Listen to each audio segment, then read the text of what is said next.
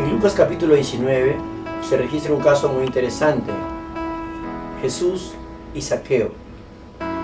Zaqueo era un hombre millonario, jefe de publicanos, trabajaba para el imperio de Roma, cobrador de impuestos y jefe de cobradores de impuestos.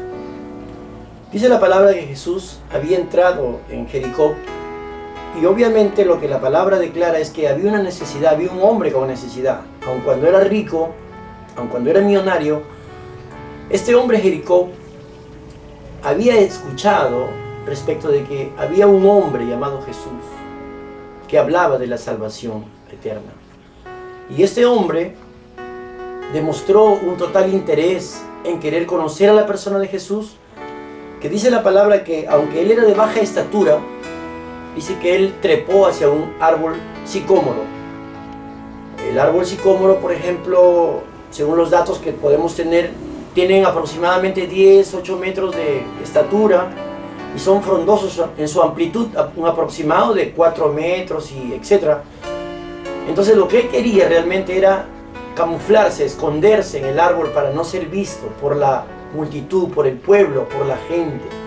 Porque Zaqueo era una persona que era aborrecida por el pueblo por causa del trabajo o la labor que él desempeñaba como jefe de los cobradores de impuestos.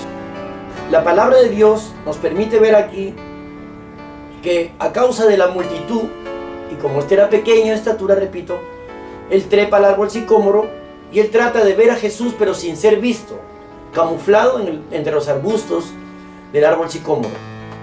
Ahora Jesús, dice la palabra de Dios, que al ver a Zaqueo, le dice: Zaqueo, desciende, quiero posar en tu casa.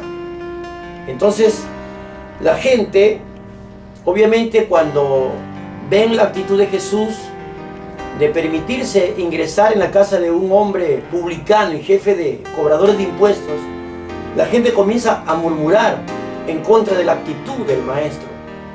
Obviamente la misericordia del Señor es tan grande para este hombre Zaqueo que él va a su casa al margen de la murmuración de la gente. A Jesús no le interesa, él ve la necesidad de este hombre interesado en conocerle y está sentado frente a Zaqueo en la mesa de Zaqueo, en la casa de Zaqueo. Y entonces la persona del Espíritu de Dios, en la persona de Jesús, convence a este pecador Zaqueo de la actitud negativa que él había tenido respecto del pueblo al desempeñar su papel como jefe de cobradores de impuestos. Había extorsionado a mucha gente, había estafado a mucha gente, se había enriquecido, pero de una mala manera. Entonces este hombre toma una actitud correcta y le dice al Señor, se pone de pie y le dice: Señor, he aquí, voy a entregar la mitad de mis bienes y lo voy a repartir a todos los pobres. Y si alguno he defraudado o he estafado, le voy a devolver 4 veces el agravio. Entonces el Señor Jesús dice: hoy ha venido la salvación a esta casa, porque este hombre también es un hijo de Abraham.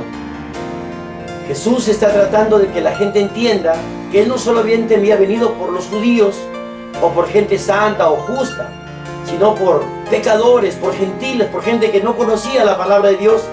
Es más, en el caso específico de Zaqueo, ya que este era un hombre, repito, jefe de cobradores de impuestos que extorsionaban al pueblo, que atropellaban, abusaban, desposeían a la gente de sus bienes, porque tenían cartas de poder, tenían soldados romanos bajo su mando y podían hacer y deshacer como ellos quisieran. Entonces el Señor añade al final y dice: porque el Hijo del Hombre vino a buscar y a salvar lo que se había perdido. En otras palabras, aquí tenemos que entender una figura preciosa. Cuando Zaqueo sube al árbol sicómoro, demuestra la actitud de un hombre que puede estar enriquecido, que puede tener dinero, posesiones, bienes, etc., pero obviamente no tiene la salvación eterna en su alma. Y Jesús le está diciendo: desciende, baja. O sea, baja de tu estatus imaginario, baja, desciende, humíllate a los pies del Señor. Esta es una figura muy correcta.